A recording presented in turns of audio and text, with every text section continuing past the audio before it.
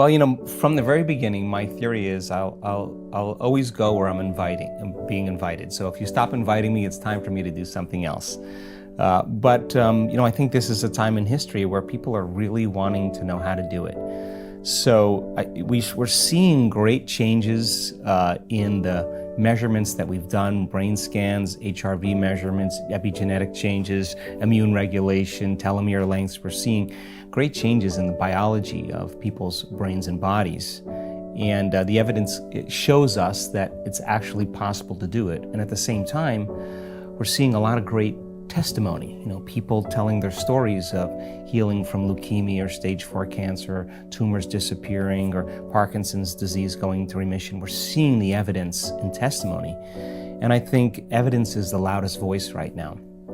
And so I think many people are interested in understanding how to do it. So my schedule has gotten super busy because people want to know how. And so we're just responding to people's needs. And just culturally speaking, whether we're in Moscow or whether we're in Rome or whether we're in Mexico City or the United States or London, we just move around a lot because we do these events that teach people how to do it. When I turn on the news, I see a bunch of people fighting with each other, and I see Brexit here in the UK, knife crime up. I look in the US and there's the election cycle, there's shootings, and yet on the other side, there's more people than ever are feeling your message and thinking, wait a second, we can empower ourselves. How do you sort those two out in your head? Yeah, I think that when you start seeing this kind of global chaos that's going on, chaos to me is unpredictable order. There's a novelty in chaos because the newness of information that's being created takes us out of the familiar and out of the known. And that's a good sign because the side effect of that is the current systems begin to break down. And so, yes, there is this kind of disorderliness that's taking place globally, whether it's the environment, whether it's politics, whether it's economics, whether it's religion, education, journalism, the medical model. It's all kind of coming apart. And there has to be something new that has to replace it. So as certain things begin to break down, we have to make a choice to how to create order out of that disorder. And we can't respond to those conditions with anger. We can't respond to those conditions with hatred or fear, because that's the very consciousness that's driving it in the first place. So we're seeing this kind of extreme reality where there's a polarization between both worlds. And I think it's healthy. And so the optimism that I have is that if you teach people then how to be able to become more self-dependent, and teach them that they have the resources to heal their body or to create opportunities in their lives, they can begin to take the energy of that disorderliness, and by creating more coherence and brain coherence and heart coherence in the midst of when everything else is collapsing, I think then you'll begin to see changes that people will begin to execute and create something greater. So I'm hopeful that everything that we're doing, in the world is giving people the tools. It's giving them tools to begin to apply to their lives. So the only way that change is going to take place is if you see the evidence of the collapse right in front of you.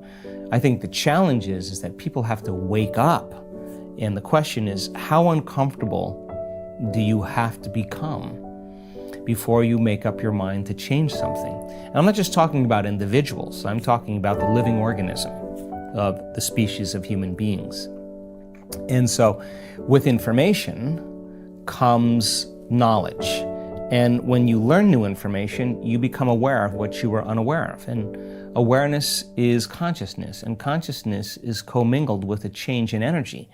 So there's this kind of energetic change going on in the planet, and we have to learn how to use that energy and to harness it and reorganize it.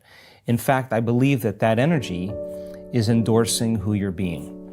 So then, whatever your belief is, whether you're believing it's the end of the Mayan calendar and the beginning of a new house, or there's some changes going on in the solar flares, or whatever your belief is, that energy that's taking place right now can be used to endorse.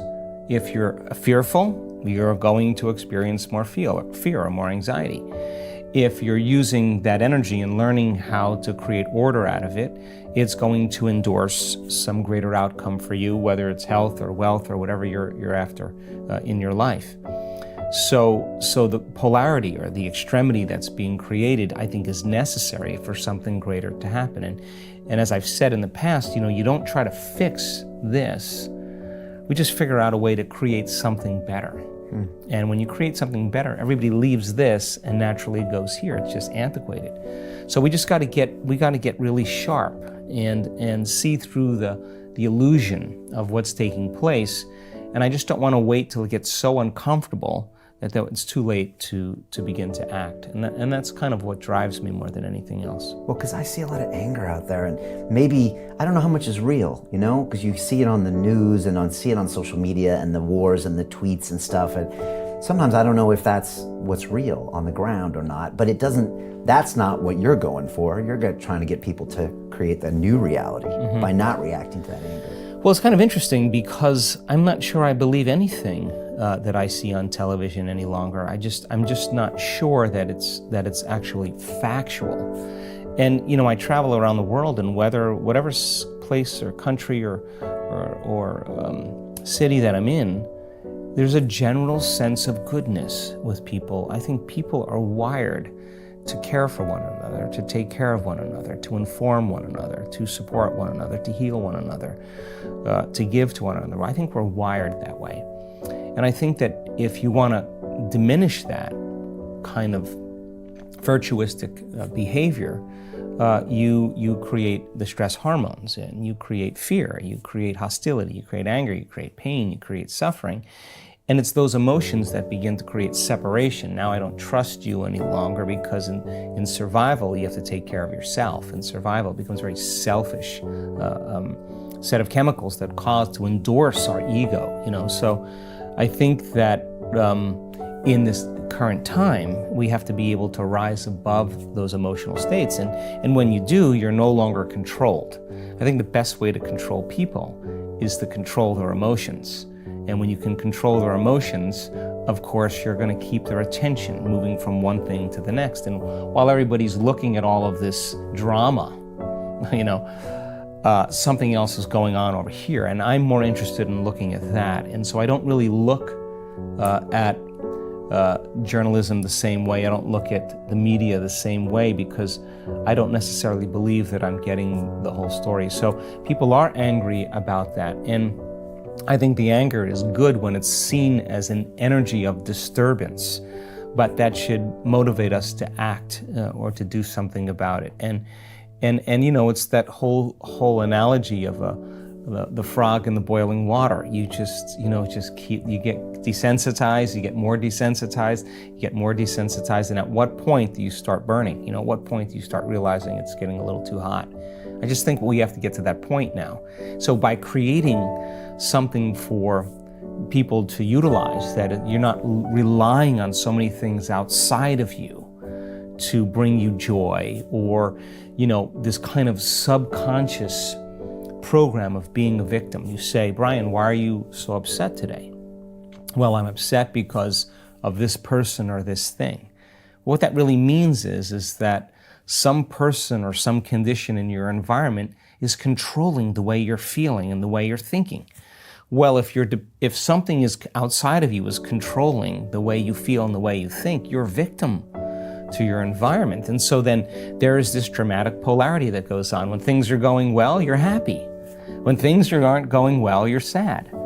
But when you learn how to self-regulate and create more coherence in your brain and heart, and that's what our message is, then you're no longer dependent on your outer world controlling your mood. In fact, you begin to realize how you think and feel begins to produce effects in your outer life. Now you start believing more you're the creator of your life and less of the victim of your life. Now that isn't something that you take one bite of and swallow and it's all over. It's a process of repatterning. It's a process of rewiring. It's a process of reconditioning. It's a process of self-reflection and awareness and changing those beliefs. And that's the work. And yet people are doing it. So when you begin to realize then, well, I